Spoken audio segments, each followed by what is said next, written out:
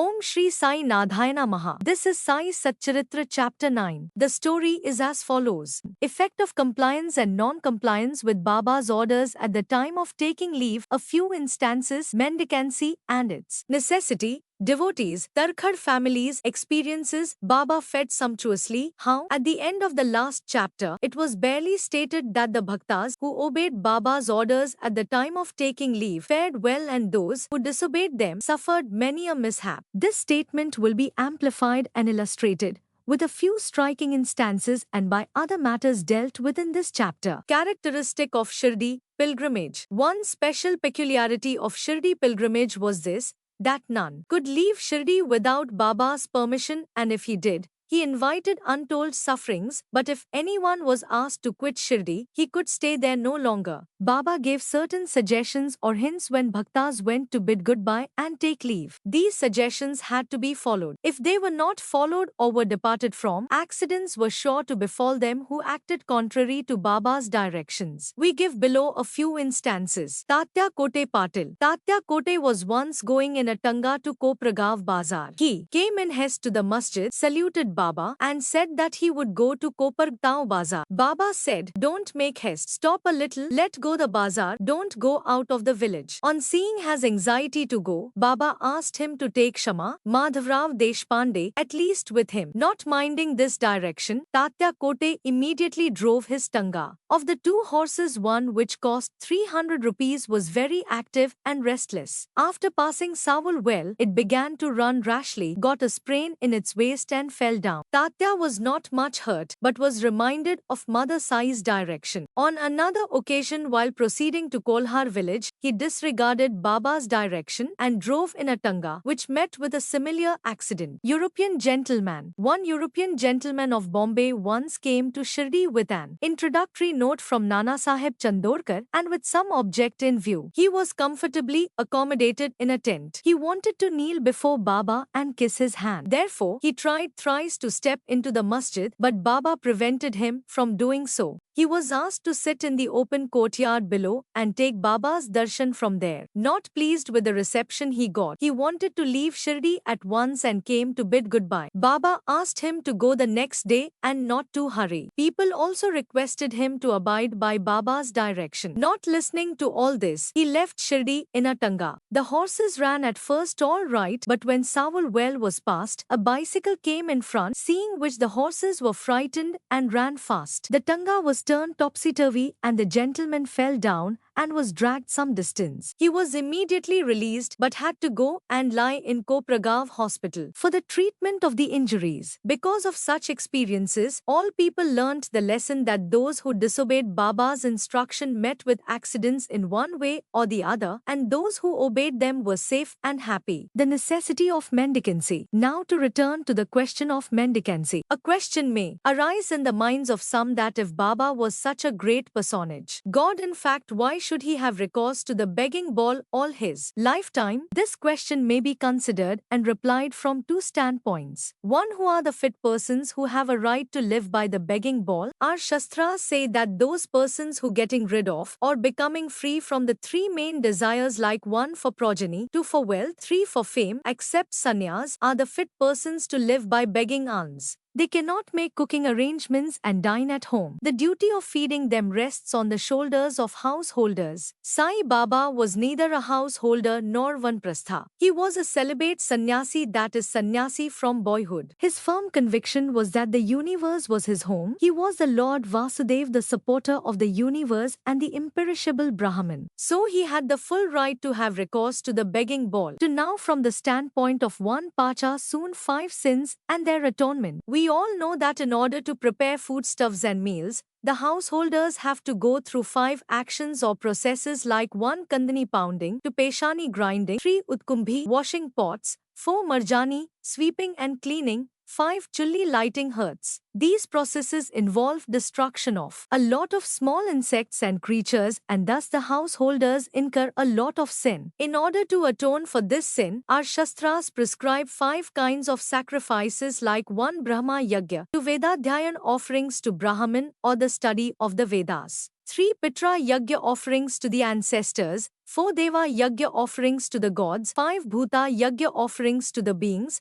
6 Manusha Atithi Yagya offerings to men or uninvited guests. If these sacrifices, enjoined by the Shastras, are duly performed, the purification of their minds is effected, and this helps them to get knowledge and self-realize. Devotees' experiences. Now to return to the other more interesting subject. Lord Krishna has said in the Bhagavad Gita 9-26, whosoever devotedly offers to me a leaf, a flower, or a fruit or water of that pure-hearted man, I accept that pious offering. In the case of Sai Baba, if a devotee really longed to offer anything to Sai Baba, and if he afterwards forgot to offer the same, Baba reminded him or his friend about the offering and made him present it to him and then accepted it and blessed the devotee. A few instances are given below. Tarkhad family, father and son. Mr. Ramchandra Atmaran alias Baba Saheb Tarkhad, formerly a Prarthana Samajist, was a staunch devotee of Sai Baba. His wife and son loved Baba equally or perhaps more. It was once proposed that Master Tarkhad should go with his mother to Shirdi and spend his May vacation there, but the son was unwilling to go as he thought that in case he left his home at Bandra, the worship of Sai Baba in the house would not be properly attended to, as his father, being a Prarthana Samajist, would not care to worship Sai Baba's enlarged portrait. However, on his father's giving an assurance of oath that he would perform the worship exactly as the son was doing, the mother and the son left for Shirdi on one Friday night. Next day, Saturday, Mr. Tarkhad got up early, took his bath, and before proceeding with the puja, prostrated himself before the shrine and said, Baba, I am going to perform the puja exactly as my son has been doing, but please let it not be a formal drill. After he performed the puja, he offered a few pieces of lump sugar as Naivedya offering, which were distributed at the time of the lunch. That evening and on Sunday, everything went on well. The following Monday was a working day and it also passed well. Mr. Tarkhad, who had never performed puja like this in all his life, felt great confidence within himself that everything was passing on quite satisfactorily according to the promise given to his son. On Tuesday, he performed the morning puja as usual and left for his work. Coming home at noon, he found that there was no prasad sugar to partake of when the meal was served. He asked the servant cook, who told him that there was no offering made that morning and that he had completely forgotten then to perform that part of the puja offering Naivedya.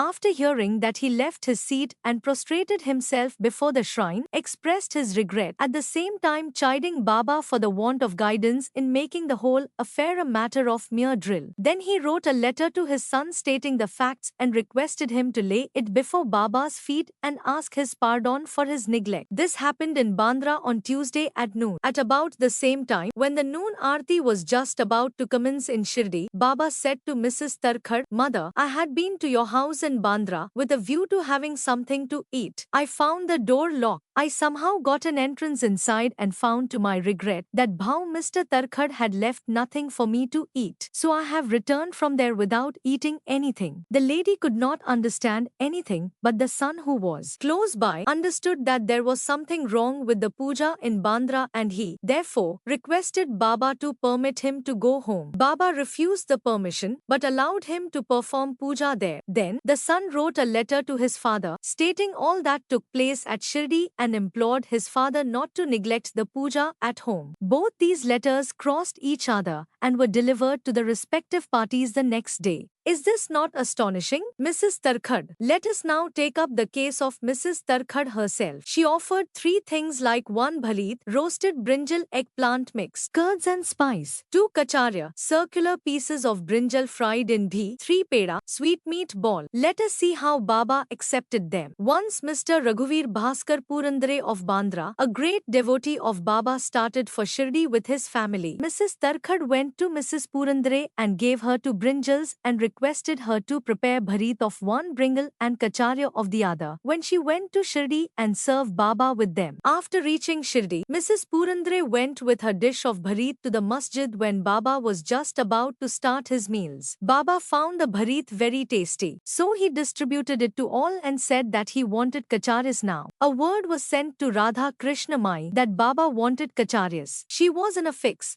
as that was no season of brinjals. How to get brinjals was the question. When an inquiry was made as to who brought the bharit, it was found that Mrs. Purandare was also entrusted with the duty of serving kacharyas. Everybody then came to know the significance of Baba's inquiry regarding kacharyas and was wonderstruck at Baba's all-pervasive knowledge. In December 1915 AD, one Govind Balram Mankar wanted to go to Shirdi to perform the obsequies of his father. Before he left, he came to see Mr. Tarkhad. Then Mrs. Tarkhad wanted to send something with him to Baba. She searched the whole house but found nothing except a peda, which had already been offered as Naivedya. Mr. Mankar was in mourning. Still out of great devotion to Baba, she sent the peda with him, hoping that Baba would accept and eat it. Govind went to Shirdi and saw Baba, but forgot to take the peda with him. Baba simply waited. When again he went to Baba in the afternoon, he went empty-handed without the peda. Baba could wait no longer and, therefore, asked him straight, "What did you bring for me?" "Nothing," was the reply. Baba asked him again. The same reply came forth again. Then Baba asked him the leading question, "Did not the mother, Mrs. Tarkhad, give some sweetmeat to you for me at the time of your starting?" The boy then remembered the whole thing. He felt abashed, asked Baba's pardon, ran to his lodging, brought the peda and gave it to Baba. As soon as Baba got it in his hand, he put it into his mouth and gulped it down. Thus the devotion of Mrs. Tarkhad was recognized and accepted. As men believe in me, so do I accept them. Gita 4:11 was proved in this case. Baba fed sumptuously. How? Once, Mrs. Tarkhad was staying in a certain house in Shirdi. At noon, meals were ready and dishes were being served when a hungry dog turned up there and began to cry. Mrs. Tarkhad got up at once and threw a piece of bread which the dog gulped with great relish. In the afternoon, when she went to the masjid and sat at some distance, Sai Baba said to her, "Mother, you have fed me sumptuously up to my throat. My afflicted pranas have been satisfied. Always act like this, and this will stand you in good stead. Sitting in this masjid, I shall never speak untruth. Take pity on me like this. First give bread to the hungry and then eat yourself." Note this well. She could not at first understand the meaning of what Baba said. So she replied, "Baba, how could I feed you? I am myself dependent on others and take my food from them on payment." Then Baba replied, "Eating that lovely bread, I am heartily contented, and I am still belching. The dog which you saw before meals and to which you gave the piece of bread is one with me, so also other creatures are one with me. I am roaming in their forms. He who sees me in all these creatures is my beloved. So abandon the sense of duality and distinction and serve me as you did today." Drinking these nectar-like words, she was moved, her eyes were filled with tears, her throat was choked, and her joy knew no bounds. Moral: see God in all beings is the moral of this chapter. The Upanishads, the Gita and the Bhagavad all exhort us to perceive God or divinity in all the creatures. By the instance given at the end of this chapter and others too numerous to mention, Sai Baba has practically demonstrated to us how to put the Upanishadic teachings into practice. In this way, Sai Baba stands as the best exponent or teacher of the Upanishadic doctrines. Bow to Sri Sai, peace be to all. Here ends the chapter 3 of Sai Satcharitra. Please like, share and subscribe the channel.